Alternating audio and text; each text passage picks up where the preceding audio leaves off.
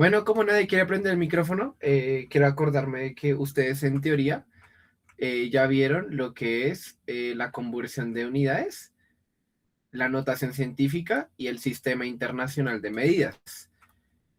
¿Lo vieron así? Sí. ¿Y la notación científica también o no? ¿Sí? Júrenlo. Ah, bueno. Bueno. Entonces no hay ese 50-50. Listo. Entonces, antes de iniciar, vamos a dar como un breve repaso de lo que generalmente se puede aprender o ver justamente en química. En química, en física, Dios mío, muchachos, no he dormido nada, he trabajado todo el día, ayuda. Bueno, entonces, generalmente la física me gusta dividirla en diferentes ramas. ¿Listo? Está la rama de la mecánica, que es como ustedes lo aprendieron en el colegio, movimiento rectilíneo uniforme, movimiento circular uniformemente acelerado. Son distintos nombres que al final resumen lo mismo, que es el movimiento de diferentes cuerpos en el plano real. ¿Listo? Entonces, dentro de la mecánica se evalúan, digamos, no como tal se evalúan, sino que me gusta dividirlo en dos partes, entre la estática y la dinámica. ¿Y cuál es la diferencia? En la estática analizamos cosas que no se mueven y en dinámica analizamos cosas que se mueven. ¡Wow! Increíble la diferencia. Pero bueno, ¿qué es la dinámica como tal? Entonces, como dije, es el análisis de cualquier comportamiento que requiera un movimiento y que ese cuerpo esté en la vida real. Y cuando queremos analizar el comportamiento de cuerpos moviéndose, queremos analizar diferentes factores. Y como sé qué factores quiero analizar de diferencia, por eso la dinámica se divide en dos ramas, la cinética y la cinemática. ¿Listo? ¿Alguien ha escuchado estos dos términos? Dos términos. Sí. ¿Cuál es la diferencia? Alguien que me lo diga ya. ¿Cinemática no son videos de YouTube? Puede ser. Vamos muchachos que los veo muy participativos hoy. No quiero agarrar ruleta, pero me va a tocar. Me va a tocar, creo. La energía cinética, no me acuerdo. Trauma, jaja. Bueno, complementos. Ah, listo. Entonces voy a agarrar a una persona aleatoria. Estoy cerrando los ojos y agarrando a ver quién me puede decir cómo yo me acuerdo de esto. Listo. Entonces, Simón Gómez se encuentra en la llamada. Ay, ¿cómo así, Simón? Esa respuesta. Bueno, Simón, ¿tienes alguna? Se salía. ¿Tienes alguna idea de cuál es la diferencia entre la cinemática y la cinética? Tú puedes prender el micrófono. Dale que acá nadie se va a reír de ti. No, no se ha salido. Yo lo sigo viendo acá. ¿No tienes micrófono? Bueno, escribe al menos una diferencia entre la cinemática y la cinética.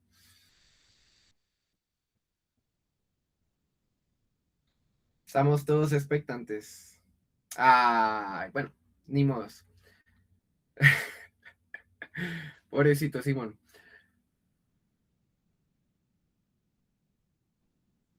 No hay necesidad de que lo busques en Google porque nos vamos a demorar muchísimo. Entonces, mientras que Simón lo busca en Google, vamos, pues lo voy a explicar rápidamente. Ok, dale, piensa. Estamos todos expectantes.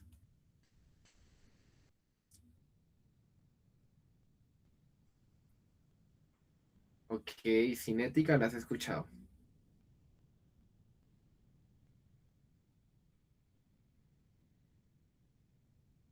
¿Un comodín? ¿Llamar a un amigo?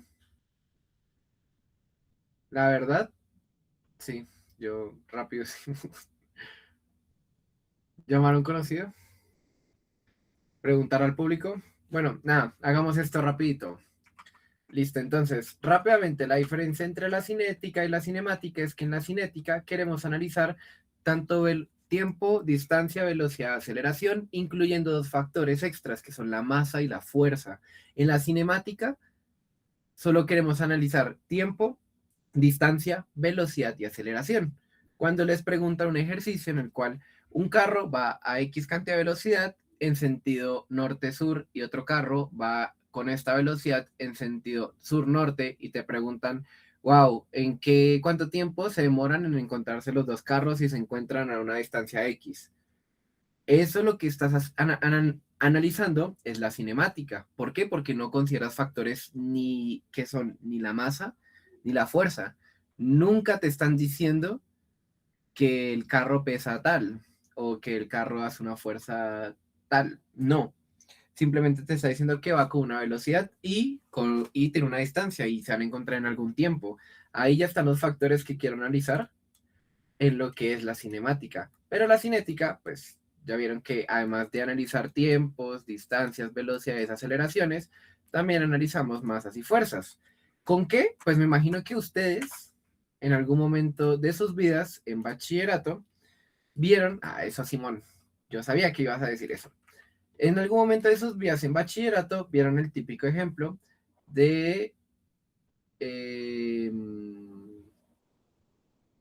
del plano inclinado, en el cual analizaban un cuerpo. Y ese cuerpo estaba sometido a diferentes fuerzas. Digamos que aquí había una polea y aquí había una cuerda. Y acá inclusive había una persona jalando. ¿Listo? Y para eso uno tenía que analizar las diferentes fuerzas que se encontraban en el bloque que estamos, pues, analizando, ¿cierto? Entonces encontrábamos la fuerza gravitatoria. Ay, fue madre. Encontrábamos la fuerza gravitatoria, encontrábamos la fuerza normal, encontramos la tensión de la cuerda. Y si el cuerpo se mueve hacia la izquierda, pues también tenemos una fuerza de fricción. ¿Listo? Eso es lo que se conoce como, pues, diagramas de cuerpo libre. Pero de eso se trata la cinemática, la cinética, analizar cuerpos junto a una masa y a una fuerza, porque primero que todo acá tengo un diagrama de cuerpo libre en el cual me está relacionando fuerzas. Y adicionalmente, este diagrama de cuerpo libre pues se ve afectado por un factor muy importante que es el peso. Y ustedes me imagino que saben la diferencia entre la masa y el peso. Es el profe difícil. Gracias, Dayana. Gracias por decirme que no sé dibujar. ¿Saben cuál es la diferencia entre masa y peso? Eso. O sea, nosotros generalmente cuando vemos una balanza y dice pesa X cantidad de kilogramos, pues en teoría pues lo estamos diciendo de manera coloquial, lo estamos diciendo como se dice generalmente en Colombia, pero en el término científico pues más sofisticado, el peso es esa cantidad de fuerza que ejerce un cuerpo respecto a su masa y que define el peso para un cuerpo de misma masa, pues la gravedad. Pero como todo el mundo está en la Tierra y como la diferencia de la gravedad respecto a la altura no cambia mucho, vamos a quedarnos con que la gravedad o sea, no, la gravedad, la aceleración de la gravedad es 9,81 metros sobre segundo al cuadrado. Ahorita vemos ese sistema de unidades, ¿listo? Entonces, el peso siempre va a ser la masa por la gravedad. ¿Listo? La masa, ustedes saben que está en unidades generalmente en el sistema internacional de kilogramos. Y la gravedad, pues ya saben que está en metros sobre segundo al cuadrado. Pues implica que el análisis dimensional, o pues las unidades que tiene, eh, ¿cómo decirlo? Las unidades que tiene el peso, pues de kilogramo por metro sobre segundo al cuadrado, o sea, básicamente un newton. ¿Listo? Entonces, pues para tener un poquito más claro de lo que son las unidades, porque imagino que ya lo vieron muy por encima, eh, pues nos vamos a quedar con el sistema internacional. Ya saben que la unidad de tiempo espera, quiero que lo escriban en el chat. ¿La unidad de tiempo cuál es? S, segundo, eso. Segundo, listo. La unidad de distancia. Listo, metro. La unidad de velocidad. Metro sobre segundo, perfecto. La unidad de la aceleración. Metro sobre segundo cuadrado. La unidad del newton o de la fuerza.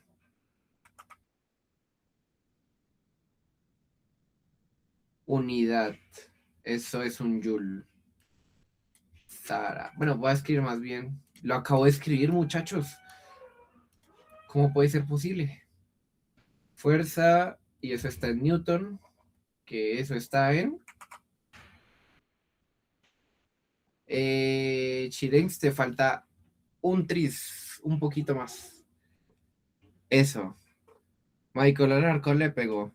Kilómetro por, bueno, kilogramo. Ahí te comiste una G. Y escribiste km. Pero es kilogramo por metro sobre segundo al cuadrado. Todo el mundo la tiene clara. ¿Listo? Sí. Ok. Ok. Listo. Kilogramo por metro sobre segundo al cuadrado. Ahora, ¿se saben la unidad de energía?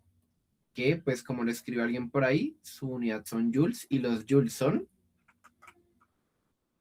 Ok, sí, es un joule, pero ¿qué es un joule?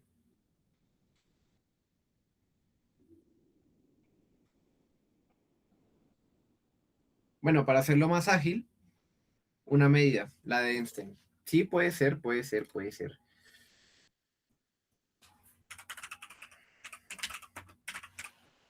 Fuerza de trabajo. ¿Ustedes se acuerdan que cuando veían algo llamado torque decían fuerza por distancia? Entonces simplemente multipliquen la fuerza por la unidad de medida de la distancia, que ustedes ya saben cuál es.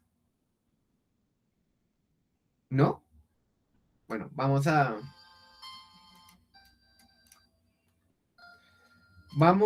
hacerlo así rápidamente. ¿Qué era un joule? Una fuerza por una distancia.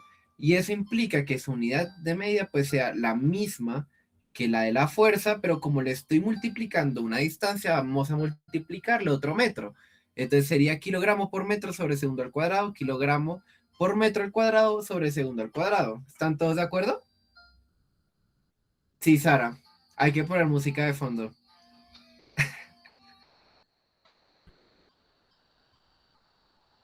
¿Están todos de acuerdo? Sí, ¿se entendió? ¿Alguien está perdido? No, Santiago, es Undertale, por favor. Respeta. No, otra vez, listo. Listo. Entonces, nosotros vimos tiempo, distancia, velocidad, aceleración, fuerza y por último la energía. La energía, no voy a decir que ya tenían que haber sabido esto porque pues obviamente a uno se le olvidan las cosas en el colegio. La energía, la unidad de energía se da por una fuerza por una distancia.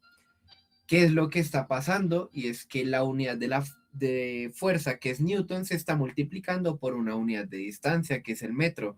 Entonces, para ponerlo un poquito más claro, tengo fuerza por distancia, que sería fuerza es Newton por distancia, que es metro. Wow, Newton, metro. Pero ¿qué es Newton y qué es metro? Pues ya saben, ¿verdad? ¿Qué es metro? Ya ahí está. Pero ¿qué es Newton? Ya saben que es kilogramo por metro sobre segundo al cuadrado. Ahora voy a multiplicarle otro metro. ¿Listo? Entonces, kilogramo por metro al cuadrado sobre segundo al cuadrado. Y por eso, así salen las unidades.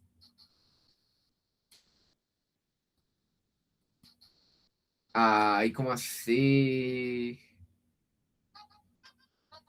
No, pero todo el mundo usa música de Undertale y la única que tiene copyright es Megalovania, de resto da igual.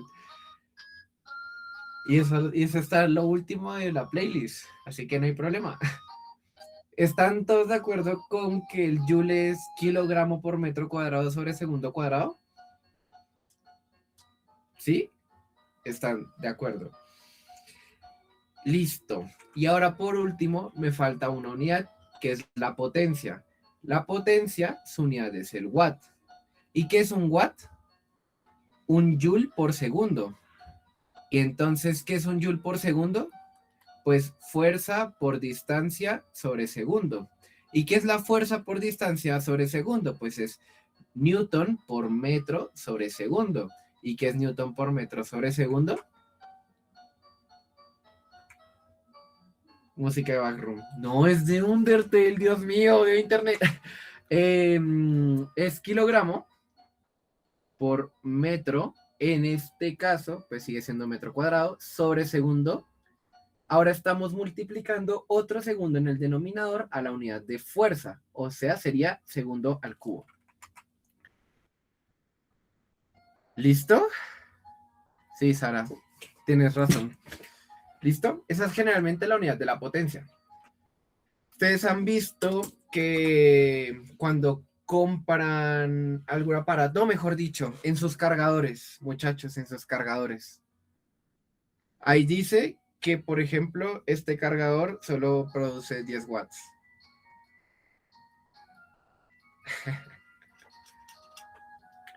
$10 watts. Entonces, ¿qué significa? Pues que son 10 watts de potencia, que es una unidad de energía por tiempo. Pero pues eso se refleja más que todo de manera técnica y experimental. No es como que yo diga, wow, este cargador carga como si fueran, no sé, compáralo con algo. O sea, ¿qué comparas con 10 watts? O sea, sí puede decir algo, pero no quiero, que no quiero meterme con tecnicismos. 11 watts, una batería. No, muchachos, la batería está en tensión y eso por ahora no estamos viendo electromagnetismo. Llegó Jesús, muchachos. Bueno, entonces nos quedamos con esas unidades. ¿Alguien más se acuerda que existe algo en física?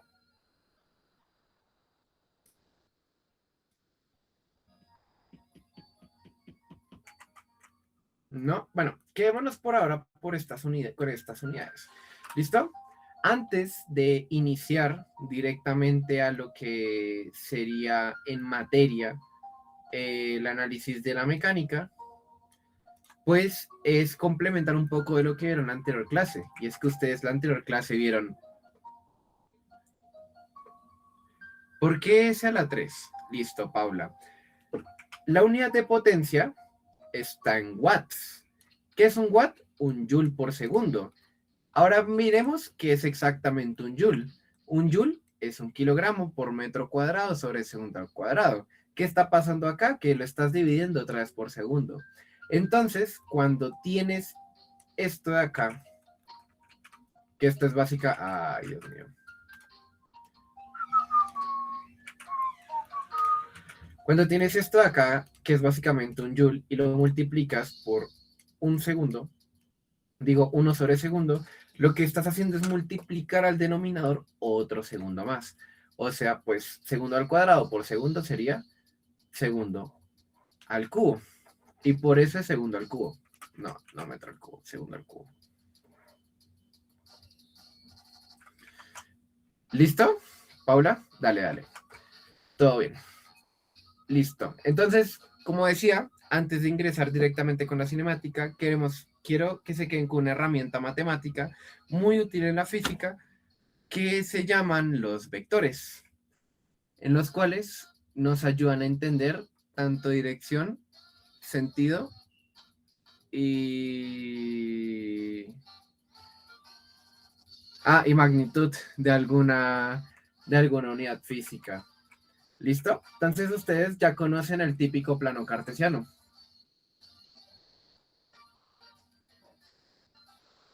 ¿cierto? No, Sara, el tablero nunca se limpia. El tablero nunca se limpia. La idea es que quede así siempre. ¿Han visto el plano cartesiano? Listo. Entonces, en el plano cartesiano vamos a poner directamente lo que son los vectores. Y así como les dije, los vectores representan tanto magnitud, sentido y dirección de alguna magnitud física. Entonces, digamos que tengo un vector así. ¿Listo? Este vector, primero que todo, tiene un sentido. ¿En qué sentido va? Pues va en sentido de izquierda a derecha. Existen dos tipos de sentidos, que pues o es cola para atrás o cola para el otro lado, pero da igual como lo llames, simplemente va hacia allá. Voy a llamarle ese vector V, ¿listo? Entonces, ¿cómo se vería en un plano cartesiano el vector menos V? Tiene dirección también, sí. ¿Cómo se vería ese vector si lo multiplicara por un menos 1? Básicamente tendría tanto la misma dirección y la misma magnitud, pero lo que cambiaría sería su sentido. O sea, va a volver a dibujar el plano cartesiano.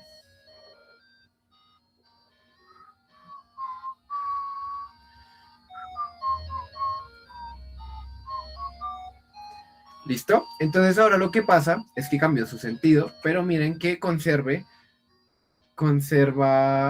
la magnitud y también conserva la dirección, pero lo que pasa es que cambia su sentido. Ahí es para que entiendan un poquito el concepto de lo que sería el sentido. Ahora, magnitud, primero que todo, es, en palabras coloquiales, lo que mide el vector. Entonces, si yo quiero escribir la magnitud de un vector, generalmente se usa esta notación, que es el de valor absoluto, el de dos líneas completamente paralelas. Y la magnitud de un vector generalmente me da un número entero, porque tú cuando mides algo, no te va a dar menos algo, o no te va a dar un número, o sea, perdón, un número positivo. Perdón, ahí me confundí. Siempre te da un número positivo. No, puede ser decimal también. No te va a dar un número negativo, no existen, digamos, una magnitud negativa, sino que siempre va a ser completamente positiva, porque es lo que estás midiendo esa magnitud física. ¿Listo? Entonces, pues esto generalmente es un número. Voy a ponerlo como n porque no sabemos cuánto mide el vector, es solo teoría. Y por último, tenemos el sentido. Y para explicar el sentido, me voy a quedar con este vector de acá. Perdón, la dirección. Ya saben qué sentido. Lo siento. La dirección. La dirección se puede definir con un ángulo respecto al eje horizontal del plano cartesiano. Generalmente a mí me gusta llamar este ángulo alfa porque es más sencillo con el abecedario griego. Y es simplemente eso, una referencia desde el eje horizontal del plano cartesiano. Pero ahí ya puedes definir que un vector representa tanto magnitud, sentido y dirección. ¿Listo? Veámoslo mejor con una pregunta. A ver si me la puedo robar. Uy, Dios mío.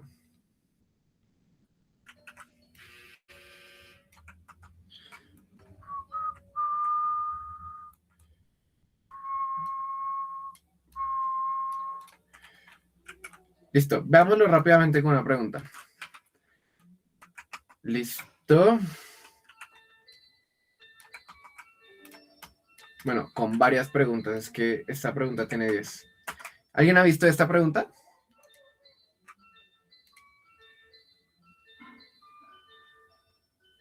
¿No? ¿No? ¿No la han visto o no quieren que pongan música en la clase en YouTube que pregunta hay dos? ¿No? Listo. Entonces vamos a resolverla juntos. Para eso necesito que una persona me la lea, entonces me voy a tapar los ojos y voy a poner una persona completamente. Ay, ¿por qué se comienzan a ir? ¿Cómo los odio?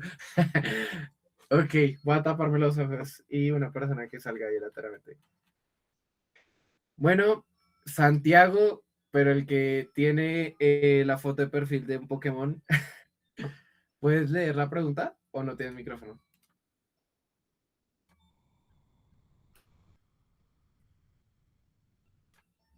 Tú que ahorita escribiste, Santiago el Pokémon.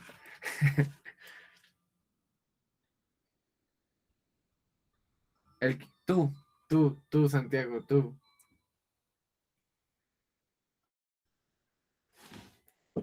¿Tienes micrófono, sí o no? Ahora sí cambié la foto. Dale, ¿puedes leer la pregunta? Ay, no pongas cara triste. Todos tus compañeros estamos expectantes de escucharte.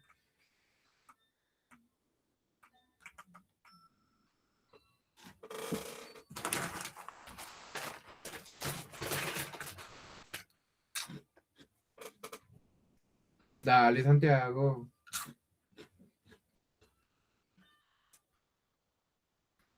Ok, nada, busquemos a otra persona. Listo. Que no nos va a dar el tiempo. Dale, Paula. Hola, buenas noches. ¿Me escuchan? Ah, ah, ah, ah. Ah, bueno. Bueno, una persona debe transportar 100 centímetros cúbicos de un cierto material realizando el siguiente recorrido. Parte de un punto inicial cero haciendo un desplazamiento de 38 metros hacia el norte, punto D. Luego gira a la derecha un ángulo de 60 grados y recorre 40 metros. Fuerza, eso es fuerza, sí. Y por último, no, no. Y por último, gira a la derecha con un ángulo de 120 grados y recorre 60 metros. Ese es el Ok. puntaje. Dale, muchísimas gracias. Entonces, acá hay una cosa curiosa que nos dice que una persona tiene que más transportar que 100 centímetros cúbicos, pero ustedes saben que es un centímetro cúbico, ¿cierto?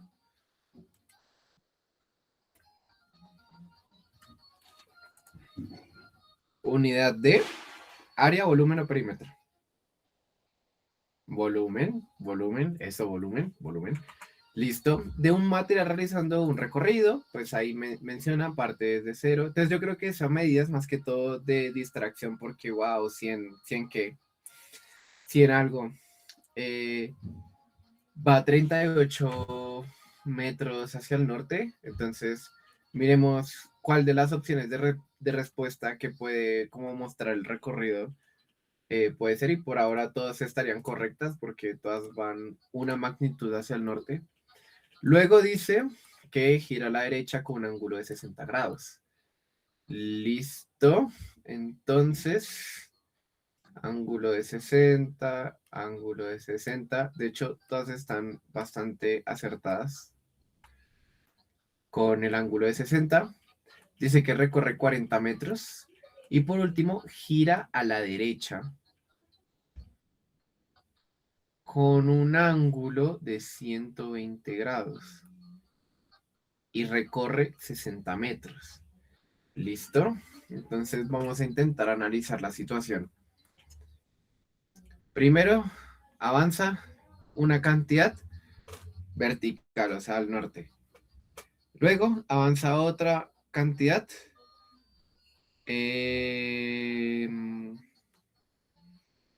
girando un ángulo de 60 grados. Y luego dice que respecto a esos 60 grados, realiza un giro de 120 grados. O sea, que acá nos toca aprender algo que se llama ángulos complementarios, pues para analizar cómo sería esto. ¿Listo? Entonces, a ver, vamos a verlo mejor con colores para que se entienda y para que yo también me entienda porque nunca he visto esta pregunta.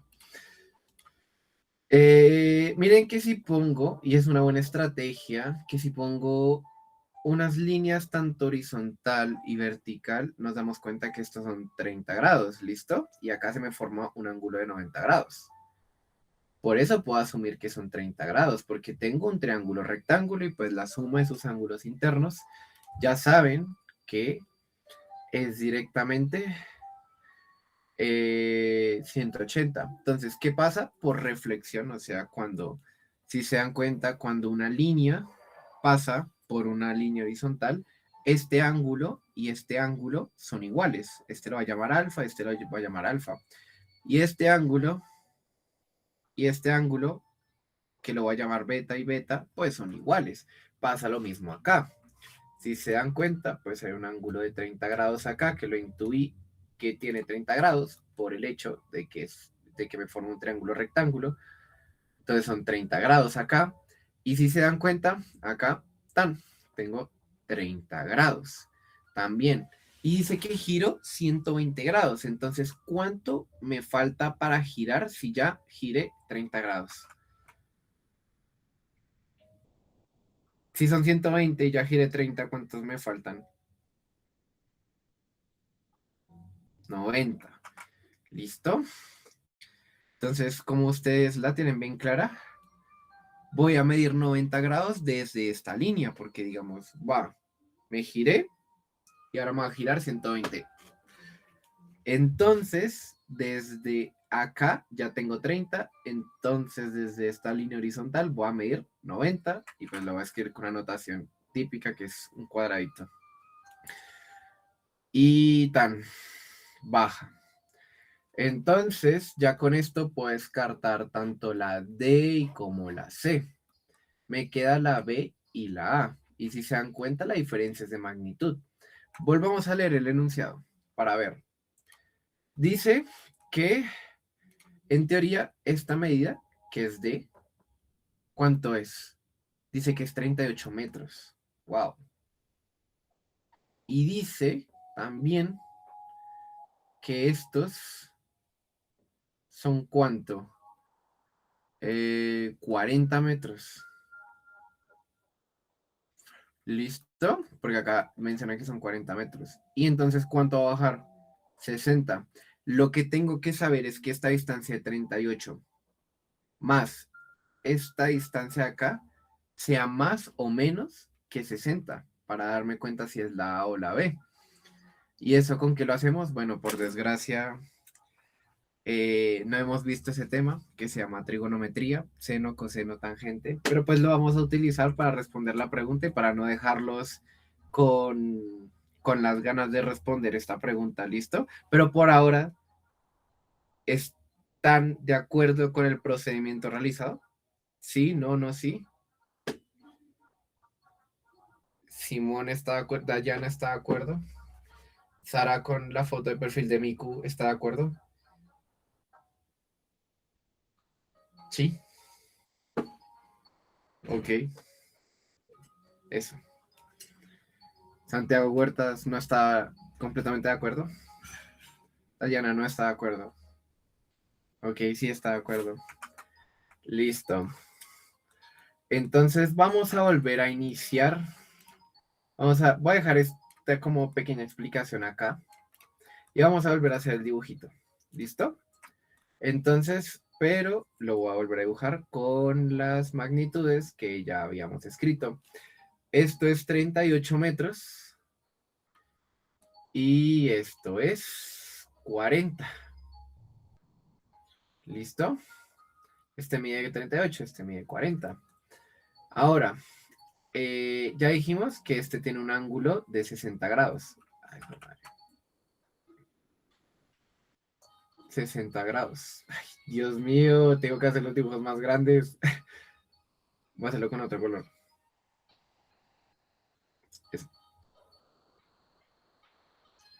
60 grados. Pero si se dan cuenta, respecto al eje horizontal, siempre hay 90 grados. ¿Cuánto le falta de 60 para llegar a 90? Pues como ya muchos me van a escribir, son 30. ¿Listo? Entonces, significa que tengo un triángulo rectángulo. ¿Por qué? Porque esto lo puedo convertir siempre en un triángulo rectángulo con una magnitud de 40 y con un ángulo respecto al eje horizontal de 30 grados. ¿Listo? Entonces, ¿cómo sería esta magnitud de acá? Pues ya dijimos que son 60, pero toca que ver si es más o menos que 40 más 38. Entonces, vamos a poner 38 más 40. ¿Por qué cosa? Por el seno. Voy a escribirlo en español, Dios mío. Por el seno de 30 grados. ¿Por qué? Ay, Dios mío, muchachos. Porque siempre cuando analizamos un triángulo rectángulo, en el cual siempre tiene un ángulo de 90 grados y queremos encontrar la magnitud de las distancias de los catetos respecto a, por ejemplo, la distancia a la hipotenusa, pues siempre el cateto opuesto va a ser el seno del ángulo por la hipotenusa y el cateto adyacente va a ser el coseno del ángulo por la hipotenusa. Ustedes se acuerdan en su vida de colegio que el seno, debería dejarlo escribir en inglés, el seno de un ángulo cualquiera es cateto opuesto sobre hipotenusa. Y el coseno del ángulo, porque no es lo mismo que poner de este ángulo respecto a este otro ángulo, es cateto adyacente sobre hipotenusa. Ahora eso implica que el cateto opuesto sea igual al seno del ángulo por la hipotenusa. Y el cateto, ay Dios mío, y el cateto adyacente sea igual al coseno del ángulo por la hipotenusa. ¿Listo? Esa es como una explicación muy sencilla de trigonometría como para entender la pregunta. Pero quedémonos con que ya sabemos cómo encontrar el cateto opuesto. Ahora, ¿alguien se acuerda de cuánto vale el seno de 30 grados?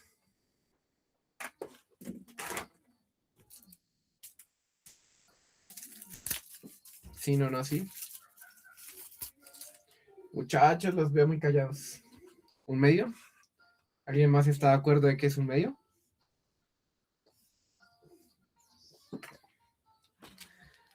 ¿Alguien más está de acuerdo de que es un medio? Sí, sí, sí, sí. Todos están de acuerdo. En efecto, sí es un medio. Entonces sería 38 más 40 por un medio, que pues sería 38 más 20.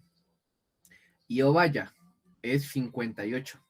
Y sabemos perfectamente que 58 es menor que 60. ¿Y cuánto decía que valía el vector, el último vector G? 60. Entonces, por ese, o sea, porque esta magnitud es menor que lo que vale G, significa que la respuesta va a ser la A. No puede ser la B, porque de hecho esto mide menos de lo que mediría 60 metros. ¿Están todos de acuerdo con la solución de esta pregunta? ¿Sí? Sí, no, no, sí. Es que hoy es un lunes festivo. ¿Quién va a estudiar un lunes festivo? Pero eso me gusta que estén de acuerdo. Ok, vamos a seguir. Vamos a ver si podemos responder estas 5. El vector, que te lo muestra aquí en la figurita, se puede obtener al realizar y acá aparecen diferentes tipos de respuestas. Increíble. Y es curioso.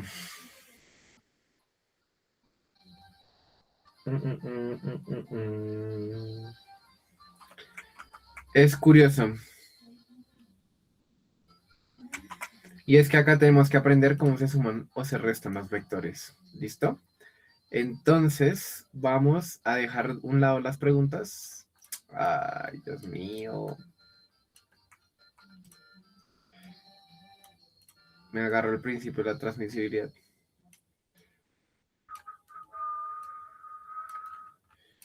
Listo. Entonces nosotros ya aprendimos qué es magnitud, dirección y sentido de un vector. Pero ahora vamos a aprender a cómo sumar vectores. Ahora digamos que en el plano cartesiano yo tengo dos vectores.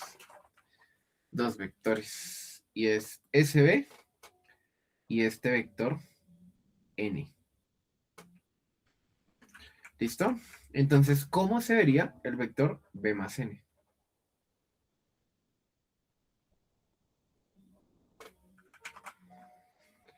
¿Alguien se acuerda de una regla por ahí que tiene que ver con un tipo de cuadrilátero?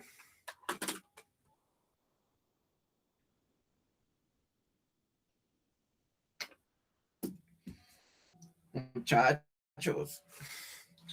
La regla del siropio. ¿What? Esa nunca la había escuchado.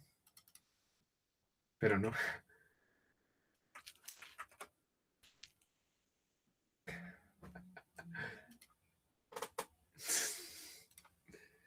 ¿No te acuerdas? Ok, no, no hay problema, no hay problema. Listo, entonces eso se llama con la regla del paralelogramo o simplemente poner los vectores cabeza con cola. Vamos a primero poner la regla del paralelogramo. Lo que vas a hacer cuando tienes dos vectores así y los quieres sumar es poner otra vez el vector acá y este otro vector acá con las mismas magnitudes n y b, pero si se dan cuenta están cabeza con cola. Lo que pasa es que cuando tengamos estos cuatro vectores formando un paralelogramo, ¿qué significa un paralelogramo? O sea, un cuadrilátero con sus con dos lados paralelos, o sea, este es paralelo a este y este es paralelo a este, porque sigue manteniendo su dirección. Si se dan cuenta, o bueno, si vemos la diagonal de este paralelogramo va a ser el vector b más n. Bueno, voy a ponerlo aparte porque se ve muy feo. B más n flechita. ¿Listo? Hola Sofía, estamos viendo vectores para entender un poco el tema de magnitudes y esto sí se pregunta bastante en física, inclusive en matemáticas y temática común. Entonces, por eso estamos haciendo como un repaso y como una introducción a lo que sería la suma e definición de lo que son los vectores. ¿Listo? Entonces, estamos viendo cómo se suman vectores. En este caso se usa la regla del paralelogramo, en el cual cuando tienes dos vectores, los quieres dibujar de tal manera de que o vaya formen un paralelogramo y la diagonal de ese paralelogramo sería la suma de los dos vectores. ¿Listo?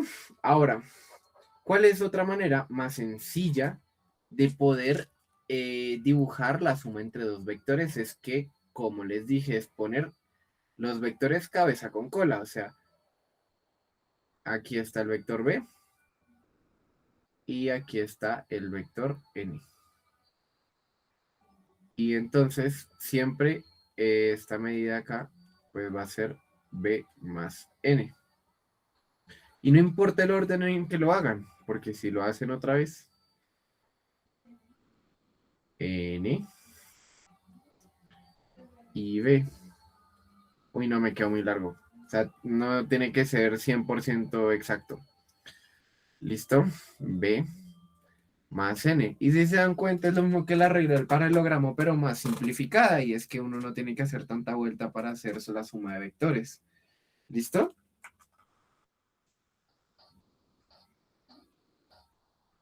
¿Eso que hiciste con trigonometría para hallar el otro lado era muy necesario? Sí, claro, porque teníamos que ver si la magnitud de esa altura era mayor o menor a 60. Y por ese pelo de rana calva de magnitud podemos diferenciar si la respuesta era la A o la B. Entonces por eso les hice como esa mini, pequeñísima explicación. Pero bueno, ya sabemos cómo sumar vectores. Ahora, cómo restarlos. Si quiero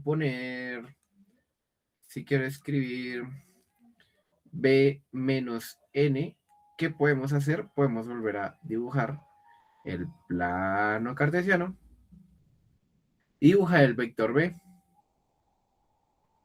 ¿Listo? Y ahora voy a dibujar el vector n. Pero voy a dibujar el vector n cambiando su sentido porque ya vimos qué es lo que hace el sentido. Cuando multiplico un vector por un número negativo, o sea, en este caso menos uno porque es menos, lo que hago es cambiar su sentido, o sea, es como invertir el vector. O sea, miren estos dos marcadores. ¿Listo? Ah, bueno, justamente son de rojo y azul. Entonces, miren que este es B y este es N. Ahora, si quiero restarle a N, lo que tengo que hacer es simplemente cambiar el sentido del marcador, o sea, cambiarlo al otro lado. ¿Listo? O sea, esto es N, esto es B más N, esto es B menos N. B más N, B menos N. ¿Se entiende? A ojímetro. Ay, hijo de madre. ¿Se ve mejor? B más N, B menos N. B más N, B menos N. No, Santiago, ojímetro no se puede.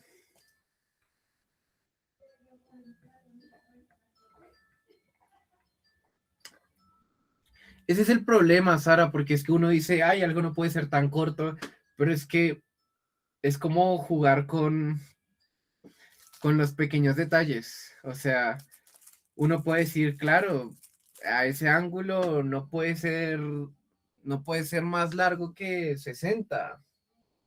Y si yo, por ejemplo, en esta pregunta, en vez de poner 38 te ponía 41. O sea, si acá ponía el examen 41. No, dale, Santiago, todo bien. Para eso estamos. Imagínate que te pongan un 41. Entonces, ¿qué pasa? Que esta suma acá ya no va a dar 58, va a dar 61. Y por el hecho de medir 61 y ser mayor que 60, eh, la respuesta sería la B, porque es la más acertada al saber de que esta medida es mayor a la medida de G. Entonces, si acá dice 41, no creo que bueno, sí, sí creo, porque pues pasan cosas, pero no todo el mundo estaría simplemente de acuerdo a decir, yo creo que con un ángulo con una altura, no va a alcanzar 60. O sea, sí, puede que salga, pero también hay que justificar las respuestas para que no caigamos como en esas trampitas. ¿Listo? Exacto, Paula, porque es que esa es una cosa muy importante también para matemáticas, es que las imágenes sirven para tres cosas, para nada y para nada. O sea, tan solo para hacerlo uno creer cosas, pero en realidad es que las imágenes solo están de referencia y no para uno. Dice que agarrar como con una regla y medirlo. Gracias, Camila. Es que sí, es verdad. Por ejemplo, me estoy saliendo del tema, pero yo sé que tengo. Miren, miren, miren, miren, miren, miren, miren, miren esta pregunta. O sea, la imagen no tiene nada que ver porque esto, a ver, o sea, miren, miren esto. Según el enunciado, esto mide 50, pero haciendo el análisis matemático te das cuenta de que esto también mide 50. Y tú visualmente dices que esto es más largo que esto, pero resulta que simplemente usando igualdad de ángulos estás afirmando de que este lado grandote y este lado chiquito miden lo mismo. Aunque en la imagen se vea que este es todo largo y este es todo corto. No, es que no tenemos que basarnos en la imagen, sino tenemos que basarnos en la teoría que ya tenemos para sacar conclusiones. Porque es que la imagen no sirve nada más como para tomarla de referencia, pero no es una manera de procedimiento para llegar a una respuesta, o no en la mayoría de los casos, porque no ayuda, no ayuda. Por ejemplo, pues esta sí ayuda para llegar a la respuesta, pero esto generalmente pasa con matemáticas. ¿Qué otra por ahí? ¿Qué otra por ahí? No me acuerdo.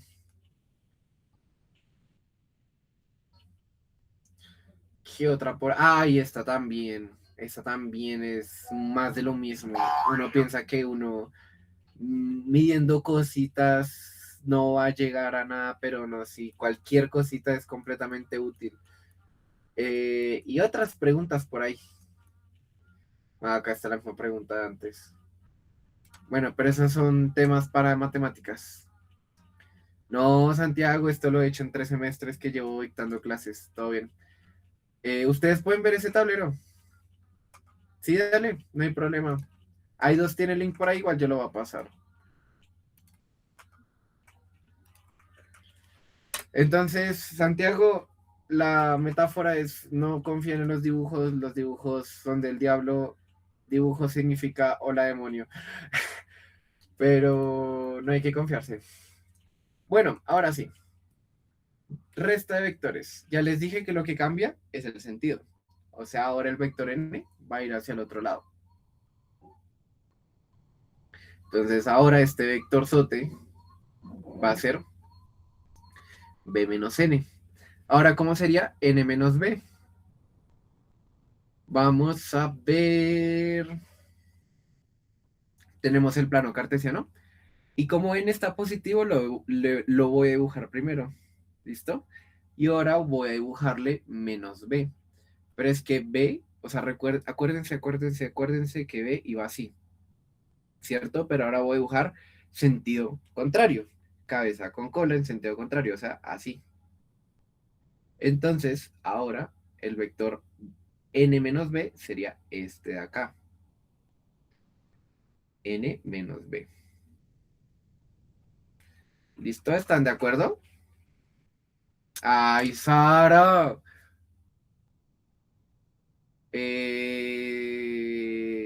Dayana, compártelo tú, porfa. Te agradecería muchísimo. ¿Te perdiste? Listo. ¿En qué te perdiste? O sea, simplemente lo que hay que hacer para hacer la diferencia entre vectores es dibujar el primer vector, que es el positivo, y luego dibujar el otro en sentido contrario, respetando la regla de cabeza con cola. ¿Por qué? Pues porque lo que estás haciendo es restando, es sumando el menos vector, o sea, pues estás restando. O para que se entienda mejor, es como si estuviera yo escribiendo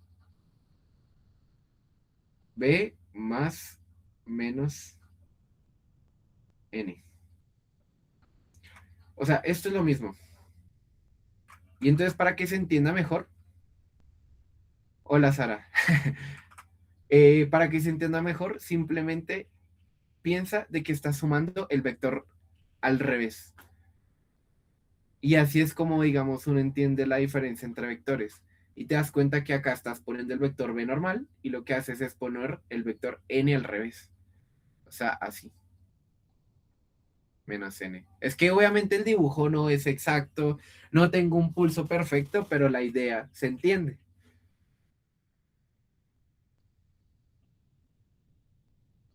N menos b.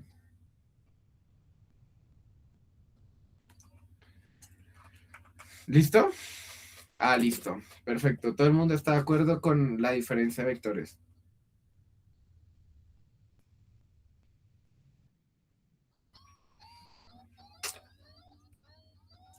Estamos de acuerdo.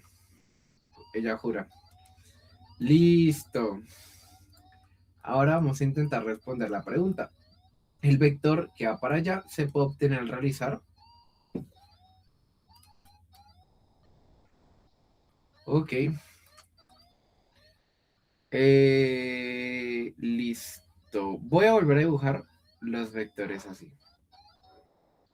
Y voy a dibujar todos los tipos de sumas que aparecen en, en las opciones de respuesta. Entonces, primero, f más g.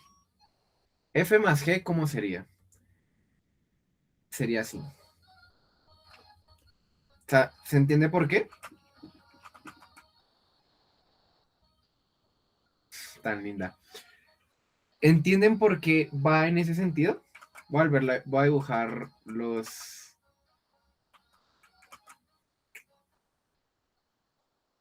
esto dice D, esto dice F, esto dice G.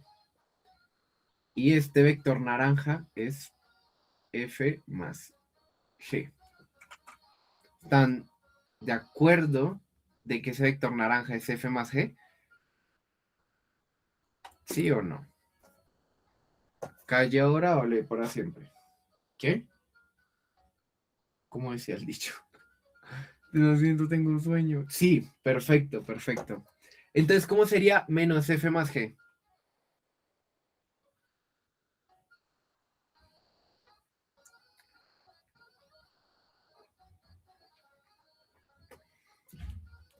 Pues, si piensan de que F más G es un vector que lo pueden llamar como V, esto es básicamente menos V.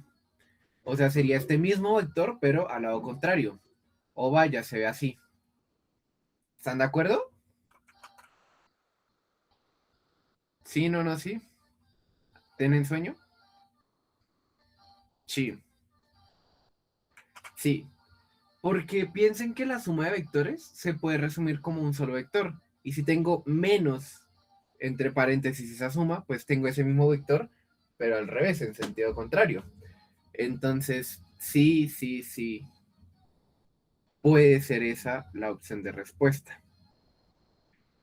Vamos a ver otro. Dice D más F más G.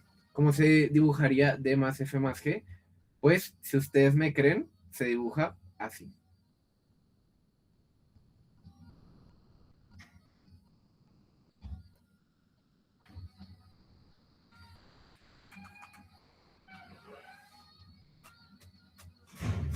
El sueño es producto de la melatonina que me genera el cuerpo porque estoy cansado. ¿Saben? ¿Están de acuerdo de que ese vector azul es D más F más G?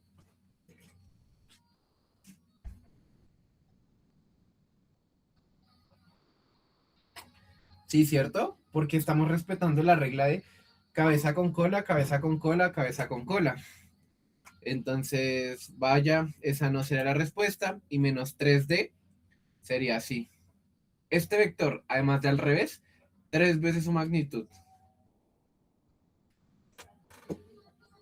Entonces, ¿cuál sería la opción de respuesta?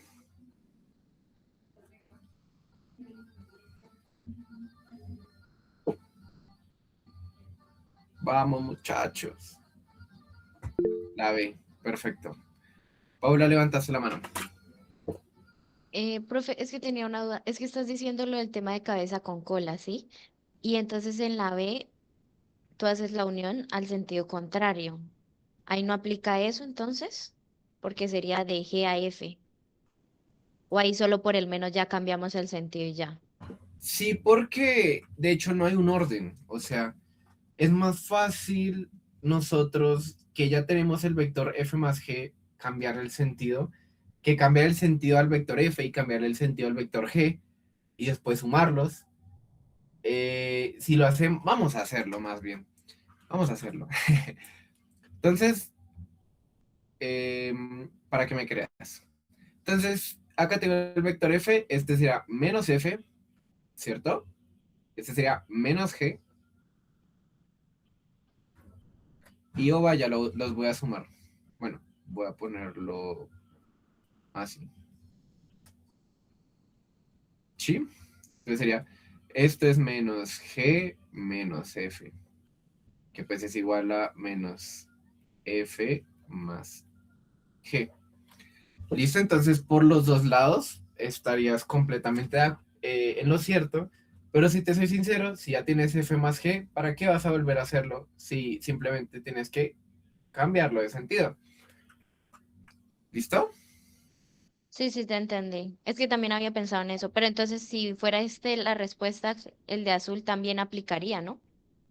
¿Cuál? O, o sea, si por ejemplo esta de azul que acabas de poner, ponen en el, no sé, tipo en la D de la pregunta y también está la B, aplicaríamos mejor la que ya directamente está más cerca, por así decirlo. No sé si me haga entender. Pero de hecho solo hay una respuesta que está cerca, el resto se va re lejos. ¿O cuál respuesta te refieres? A que estuvieran las dos opciones correctas. Ah, no, o sea, de hecho el examen estaría mal formulado si te pusiera menos G menos F, o sea, si la opción A sería menos G menos F y la opción B sería menos F más G. Son exactamente lo mismo. O sea, el examen estaría mal. Mm, o sea, son lo mismo. No, no una no es correcta y otra es incorrecta. No, es simplemente lo mismo, pero factorizado. Y eso no afecta el resultado. Ok, ok. Entonces, no. No te preocupes, que igual el examen no es tan grosero con esas cosas. Pues esperemos que no. Bueno, siguiente pregunta. Esto es solo para afianzar el tema de vectores. ¿Listo? La magnitud de cada una de las componentes rectangulares en Y guarda la relación. Listo. Entonces, cuando ya vimos dirección, magnitud y sentido, suma y resta de vectores, nos falta entender cómo la dirección se comporta. Entonces, voy a dibujar por acá otra vez el plano cartesiano. ¿Listo? Ese plano cartesiano, ya saben que pues, ajá, acá tienen su vectorcito, está respecto a un ángulo. Ese ángulo me va a definir pues la magnitud tanto en el eje X como en el eje Y. ¿Listo? Porque ya que tengo esas dos magnitudes, pues sé cuál es la, valga la redundancia, bueno, la proyección de ese vector respecto al eje X o la proyección de ese vector respecto al eje Y. La suma de estos o vaya da el vector. ¿Listo? Entonces, voy a llamar, pues primero que todo, este es el eje X, este es el eje Y. ¿Listo? Y ya saben que este vector es el V. ¿Listo? Generalmente en matemáticas, o pues también en física, se quiere escribir el vector V como una componente tanto en I como en J. ¿Y qué es una componente en I? ¿Qué es una componente en J? Pues la I es la componente en X y la J es una componente en Y. Para que se entienda mejor, voy a decir que este vector es que tiene una base de 5 y una altura de 3. Entonces, ¿cómo se escribiría en este tipo de notación? Sería 5 y más 3J. Esa I, esa J, generalmente se escribe con el símbolo de circunflejo, o pues el de gorrito, para que los conozcan. Eh, generalmente, para que se pueda diferenciar de las otras letras. ¿Y qué significa la J y la I? Pues ya saben, esto significa que se mueve 5 unidades en el eje X y se mueve 3 unidades en el eje Y. Y estos dos son vectores, el I y el J. La suma de estos dos vectores da V. Y si se dan cuenta, pues por la regla del paralelogramo, poniendo cabeza, digo, si cola, cabeza con cola, acá, pues de cola hasta la cabeza, pues sería el vector V, que sería la suma de esas dos componentes. ¿Se entendió? ¿Están de acuerdo o no?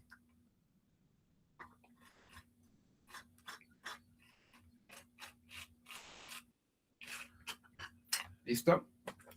Entonces, para no, o sea, yo les puse esto porque esta notación se usa, no se usa mucho en el examen, pero también es para que tengan la idea de que es una componente, que pues las componentes me, digamos, me dividen ese vector tanto en el eje Y como en el X, y es lo que preguntan acá. Las magnitudes de cada una de las componentes rectangulares en Y guarda la relación. Entonces, ¿cuánto decía? Que D valía 38, pero D vale 38 en Y. ¿Listo?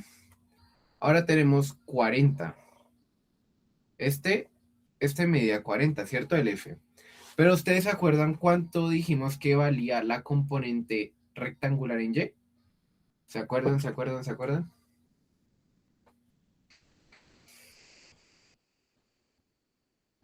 Lo hicimos para responder la primera pregunta. Vamos, muchachos. Falta poco para irnos a dormir. El seno. Seno de algo. Bueno, sí, sí. Por ahí va la cosa. De hecho, vamos a hacerlo. Entonces sería, como ya saben, magnitud por el seno del ángulo, que en este caso pues será 30. 40 por seno de 30, que como ustedes ya dijeron es un medio. Entonces sería 40 por un medio, pues 20. ¿Listo? 20. Y 20 es la componente en Y. Entonces, ¿qué es más grande, D o F en Y? O sea, esta es el vector D y este es el vector F. ¿Cuál es más grande en Y? ¿D o F? ¿El de 38 o el de 40?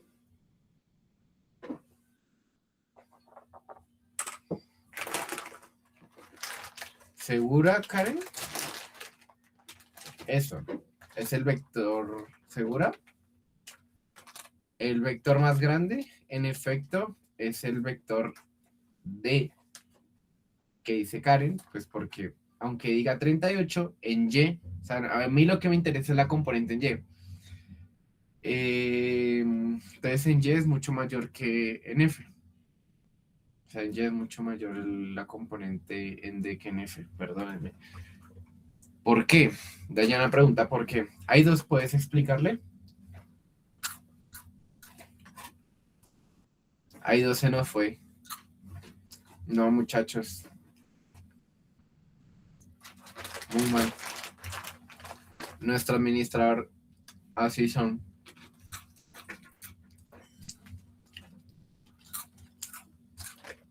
No, tranquilo.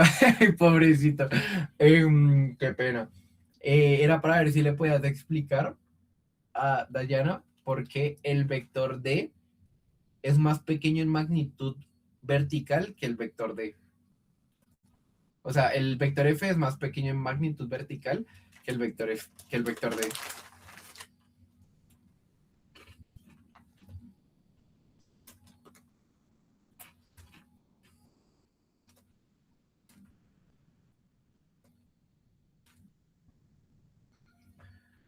No, pues no importa. O sea, ya sabes, Dayana, que esto está ligado por un ángulo. Y ese ángulo, pues, me representa como una relación entre el eje horizontal y la altura, pero y la dirección del vector. Entonces, pues sabes de que la dirección de 40 no es netamente vertical, sino que es, digamos, diagonal. Entonces, esa inclinación me la define, es el ángulo. Y gracias a las identidades trigonométricas pudimos saber que el eje vertical del vector f pues sería 20 y por eso sería menor que el vector d. Ya. Uno se distrae y lo cortan. Ok, listo. Listo. Y por último, el vector g. Pues ustedes ya saben que el vector g mide 60 y ya. Entonces, ¿cuál sería la respuesta correcta?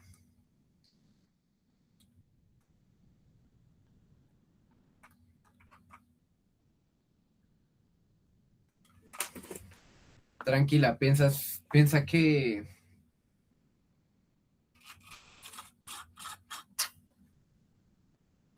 no sé, piensa que el piso es X. Eso, Santiago. Gracias por darme la respuesta. En efecto, es la D. ¿Todo el mundo está de acuerdo con Santiago? Sí. Dayana, ¿por qué no estás de acuerdo? Ah, bueno. Eso.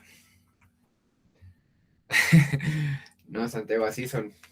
Así son. Listo. Seguimos. Las coordenadas del punto de llegada respecto al punto de partida son. Ay, hijo de madre. ¿Alguien sabe cómo responder esta pregunta?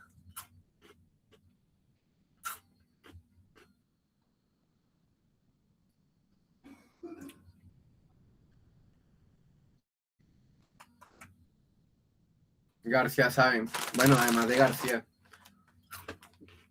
Yo sé. Bueno, además de mi persona.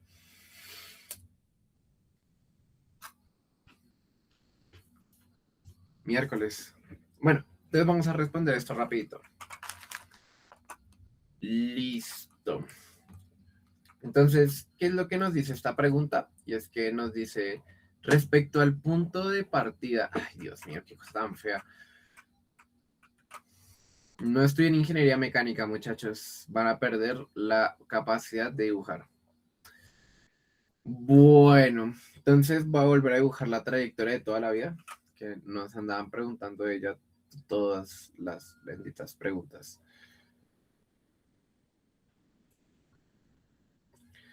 Entonces, lo que nos están diciendo es que esto valdría 0,0 en el eje en el centro. Sí, más o menos en el centro. Y nos están preguntando cuáles serían estas coordenadas en el punto de llegada. Eso es básicamente lo que nos están preguntando. Entonces, quiero preguntarles otra vez, ¿cuánto mide esta altura acá? ¿Se acuerdan? ¿Se acuerdan cuánto valía? No, no vale 60 porque no estoy tomando todo el vector G. Eso. Sara sí puso cuidado. ¿Todo el mundo está de acuerdo con Sara?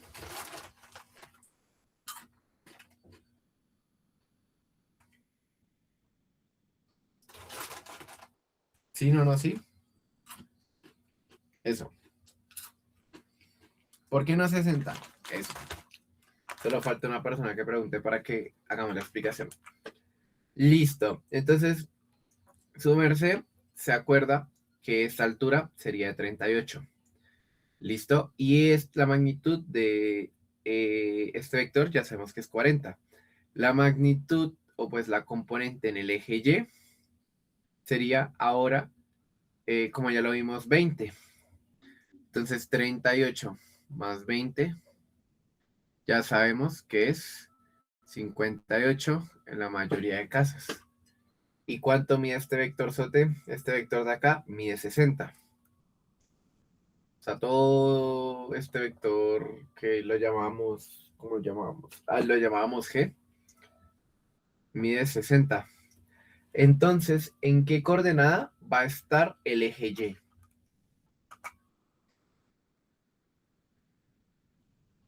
Si subí 58 y bajé 60.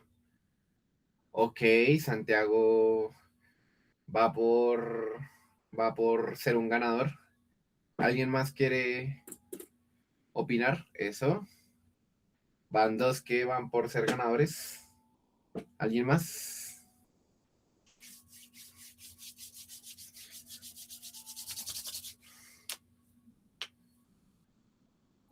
Ok, perfecto. Entonces, sí, Santiago y Chilens tienen toda la razón. Como subo 58 y bajo 60, pues básicamente me quedo en el eje negativo perdón, en la parte negativa del eje Y. Por lo que, pues al ver que esa es la única respuesta, que tengo un -2 en el componente en Y, pues simplemente esa sería la respuesta correcta. Y ese 34.6 sale, ese 34.6 sale del seno, perdón, sale del coseno de 30 por 40. Si meten eso a la calculadora, les va a dar un resultado muy parecido a este. ¿Listo? Que pues coseno de 30 es raíz de 3 sobre 2, ¿cierto?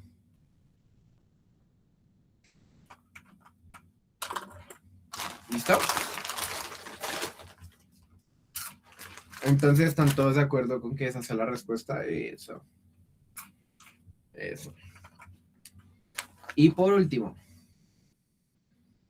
si la persona parte desde el mismo punto inicial, pero viaja en línea recta hasta el final, entonces de lo que hubiera sido recorrer de y f, entonces la magnitud de esa trayectoria sería entre.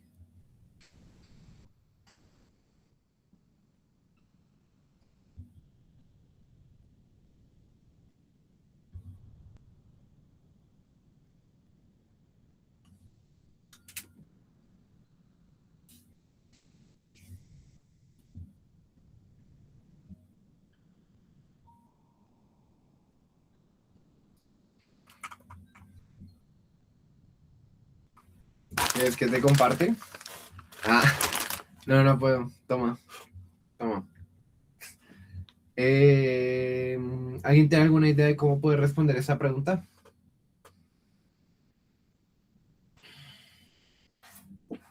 Muchachos, Sara sabe. ¿Cuál de las 80.000 Saras? No, Santiago. Ah, esa Sara. Sí, tú sabes. Esa Sara. No, yo tampoco sé, sumando. Yo no he participado, me corcharon. Miércoles, póngala a participar. Pero ya la puse a participar.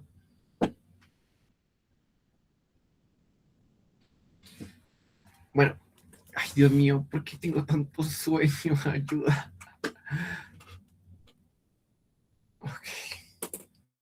Denme chance en un segundo. Voy a volver a conectar la tableta.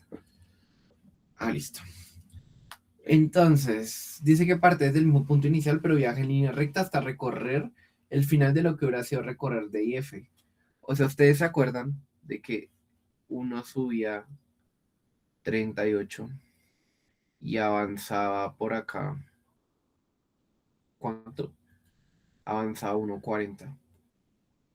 Y estos eran 30 grados. Ay, joder, madre, que cosa tan fea. Va a ser lo más grande aún.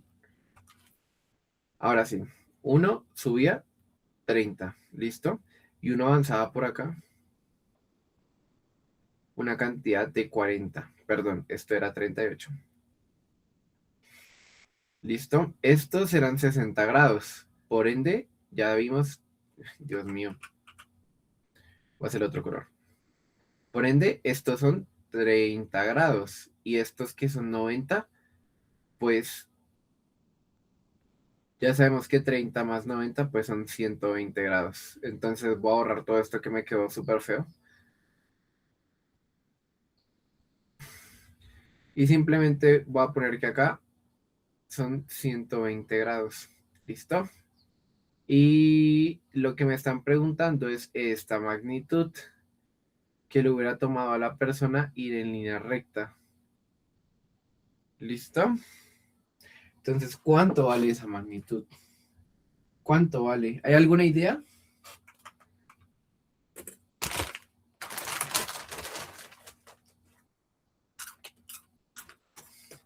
¿Hipotenusa? Pero ¿cómo puede ser una hipotenusa si ahí no hay un triángulo rectángulo? Suma. Ok, bien. Tal. Ojalá fuera Pitágoras. Pero oye, sí se puede hacer Pitágoras. Hagámoslo de dos maneras para aprender muchas más cosas. ¿Listo? Ok, Karen se está metiendo con ligas mayores. Utilizar la ley del coseno. Esa es una muy buena idea. De hecho, esa es una de las dos maneras que lo quería explicar. Porque sí, ahí hay un ejemplo perfecto de la ley del coseno. ¿Listo? Entonces, una que yo siento que será la más fácil de todas para una persona que no ha visto la ley del coseno es escribir los vectores como se los había explicado. Que D es igual a 38J, o sea, va 38 unidades para arriba. Y que F sería igual a las unidades, o sea, la cantidad de unidades en el eje X, que ya vimos según la respuesta pasada, que es 34,6.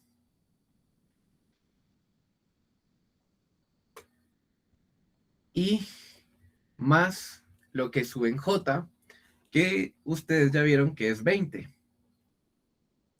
Eso donde sale, pues simplemente poner 40 por el seno, perdón, 40 por el coseno de 30 y más el seno de 20 no, seno de 30J. Entonces es el valor de la magnitud multiplicado por el coseno que representa el cateto adyacente, o sea, la base, más el seno que representa el cateto opuesto, que es la altura. Simplemente estoy descomponiendo ese vector en sus diferentes componentes, que sería 34,6 y 20. ¿Listo? Ok, después les digo. Dos lados y un ángulo. También.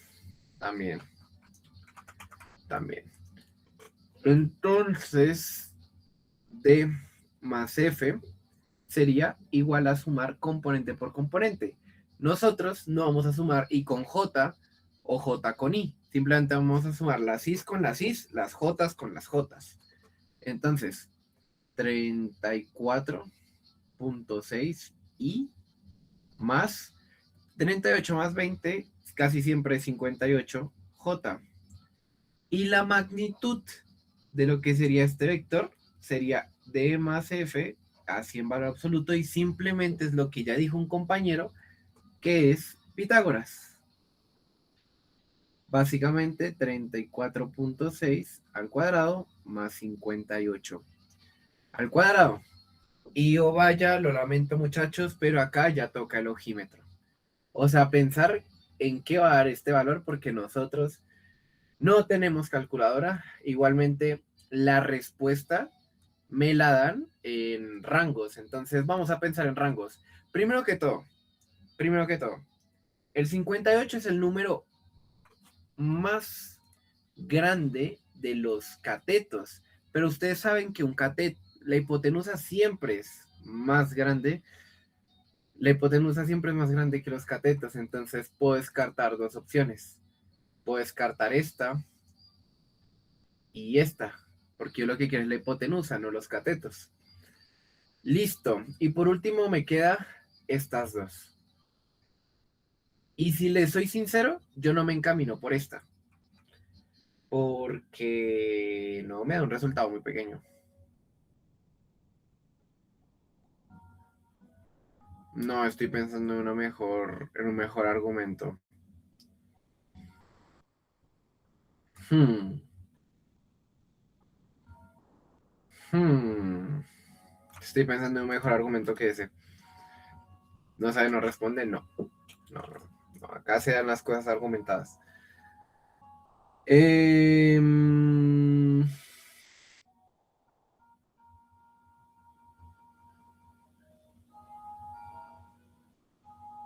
no es que ahí sea un ángulo. A ver, 58 por raíz de 2. Ya sé cómo argumentarlo. ¿Ustedes saben cuánto vale la diagonal de un cuadrado respecto a uno de los lados de este? O sea, a ver,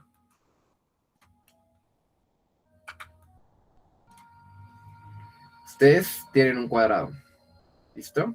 Y mide L y L. Y tienen la diagonal.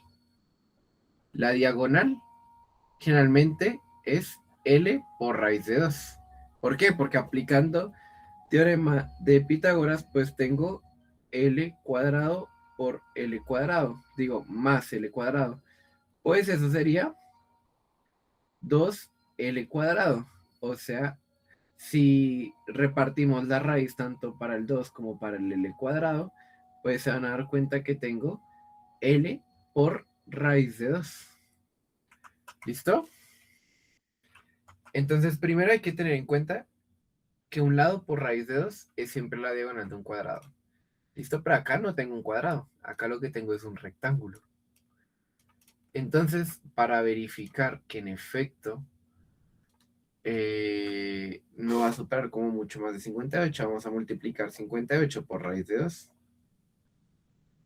que sería el caso ideal, o sea, el caso en el cual yo tuviera un cuadrado de 58 por 58, pero en este caso yo tengo un rectángulo de 58 y, o sea, de altura 58 de base 34.6, no, mentira.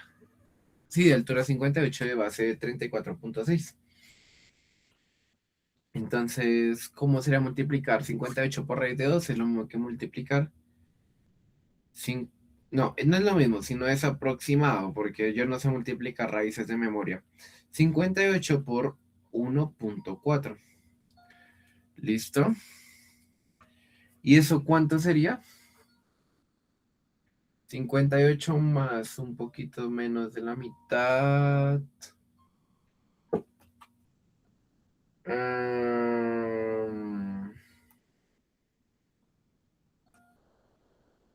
26.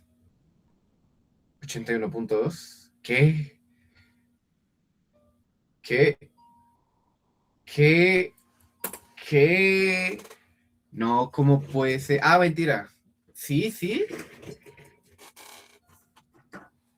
Miércoles. Es muy grande. No sabe, no responde. Sí, tienes razón. 81.2. No sabe, no responde.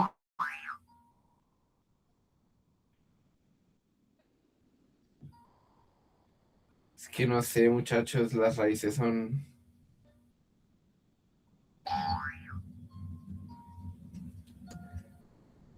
Uy, es que esta pregunta está bastante difícil. Porque como te digo, entre estas dos respuestas uno se confunde mucho. Pero pues uno que va a tener experiencia, uno no dice 72 y 75. ¿Por qué? Porque los números no llegan tan alto.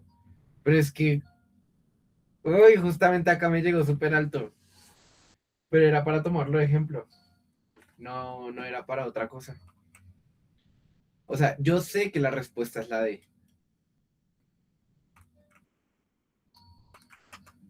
pero no tenemos calculadora. No tenemos calculadora para verificar de que esa es completamente la respuesta, porque que este cálculo no lo podemos hacer en el examen. No tenemos calculadora.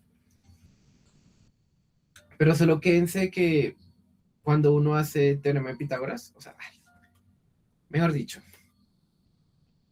si un cateto es mucho más corto que otro, que es, por ejemplo, este caso, pues, si les soy sincero, la hipotenusa no va a crecer mucho más del valor del cateto mayor.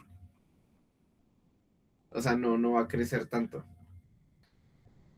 Por eso la respuesta sería 65 y 68 y no 72 y 75. Porque es que este rango es muy alto.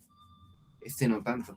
Y pues si meten este cálculo en la bueno, estos valores en la calculadora, pues les va a dar un valor muy parecido a este.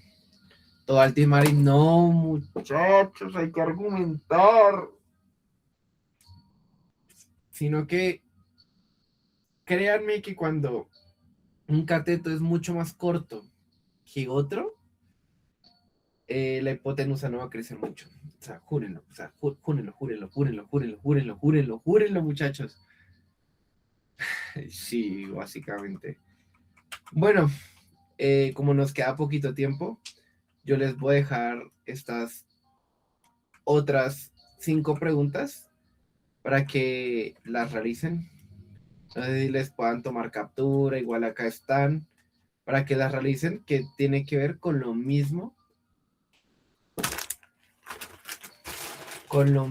que, o sea, con el mismo el enunciado, el primer enunciado que pusimos. Voy a quitar esto acá.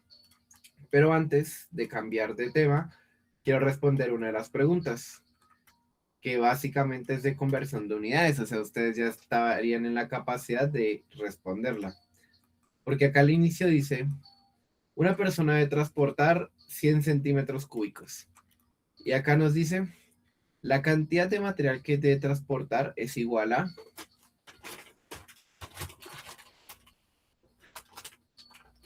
Yo creo que ustedes pueden responder esa pregunta de manera inmediata.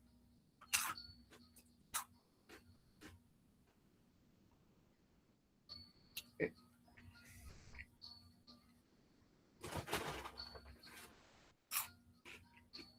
A la papa que se comió.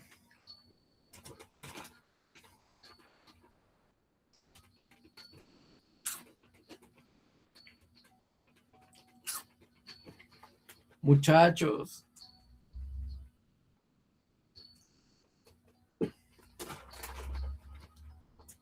Veo de...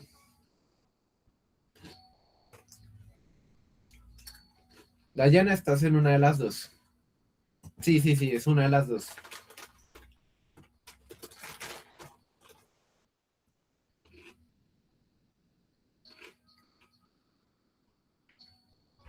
¿Ve?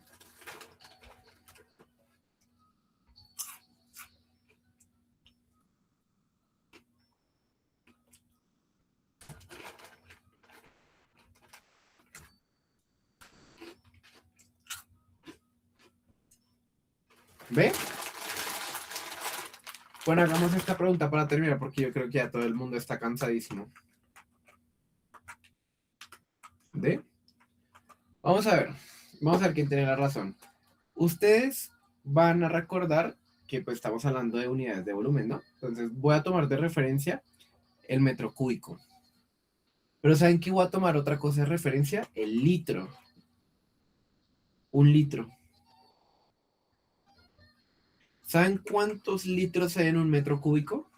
Cuando ustedes, antes de que se me cansen, cuando ustedes revisan muy juiciosos la factura del agua de su casa, porque son muy ahorradores y les ayudan a sus familias a pagar eso, ¿ustedes saben cómo les viene el consumo? ¿No? O sea, ¿cómo les miden el consumo? O sea, ¿usted qué consume? Eso, en metro cúbico. Sí. No, tranquila, Paula. O sea, ¿qué consumes? Agua, pero ¿agua en qué? ¿Agua en galones? ¿En onzas? ¿En centímetros cúbicos?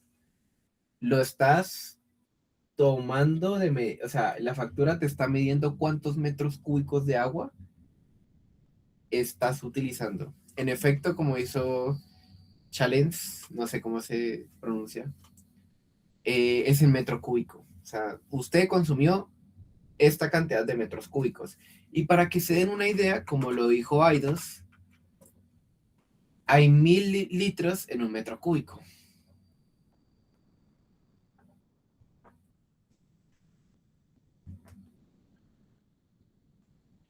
¿Listo? Pero una pregunta es, ¿cuántos mililitros tiene un litro? Ustedes saben esa respuesta. 1000. Entonces, ¿cuántos mililitros hay en un metro cúbico?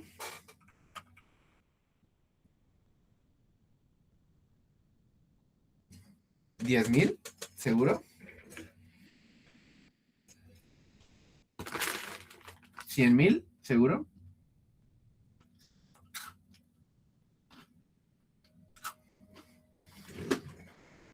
¿Cuántos ceros hay?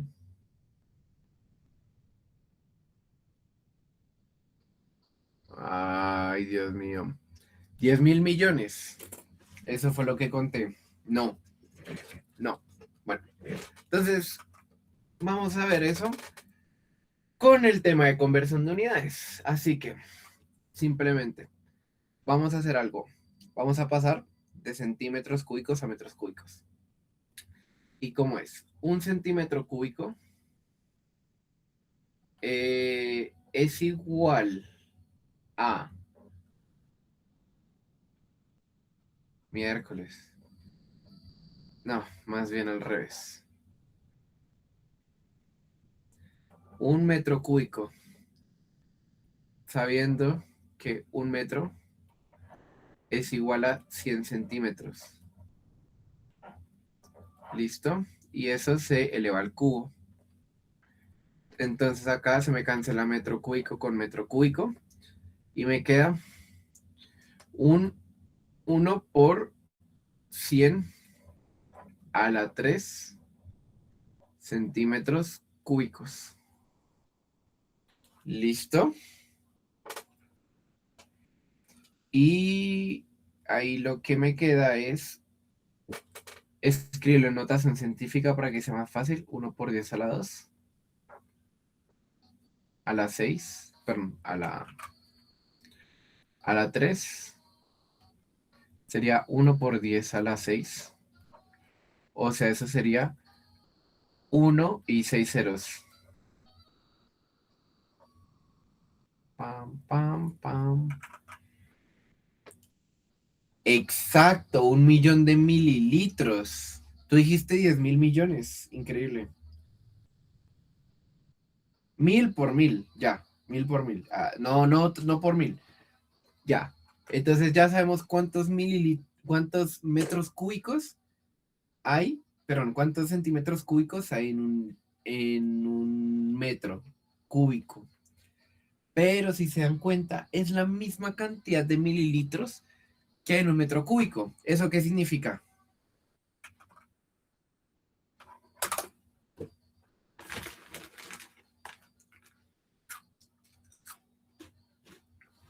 Que nos vamos a quedar sin agua.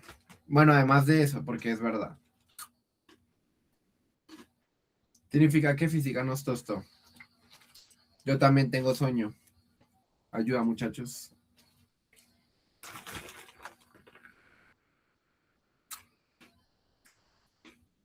¿Qué más significa? Significa que un centímetro cúbico es lo mismo que un mililitro. O sea, ¿cuántos centímetros cúbicos hay? ¿Cuántos mililitros hay en 100 centímetros cúbicos?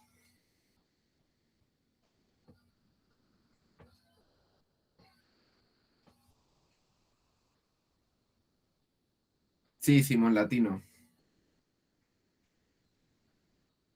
¿Cuántos centímetros cúbicos hay en un mililitro? ¿Cuántos, muchachos? Tú puedes, ustedes pueden. No, no, no piensen en la pregunta. ¿Cuántos centímetros cúbicos hay en un mililitro? ¿Cuántos mililitros hay en un centímetro cúbico? Uno, o sea, un centímetro cúbico es lo mismo que un mililitro en unidad, o sea, es lo mismo, es lo mismo. ¿Cómo que qué? No entendí. Así.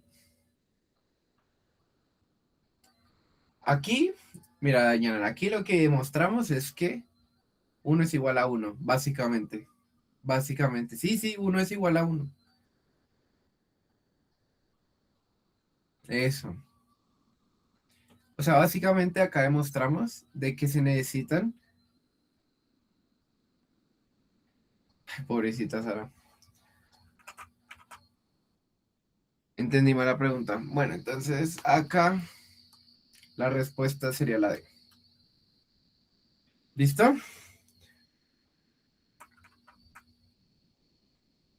Bueno, y yo creo que con eso podíamos dejar la clase hasta acá. ¿Están todos de acuerdo? No, sí, yo ya estoy cansado. ¿Ya dormir? Como que no. Sí, ya la gente. ¿15 ejercicios más? 20 más bien. Dime, Paula. Con micrófono, con micrófono.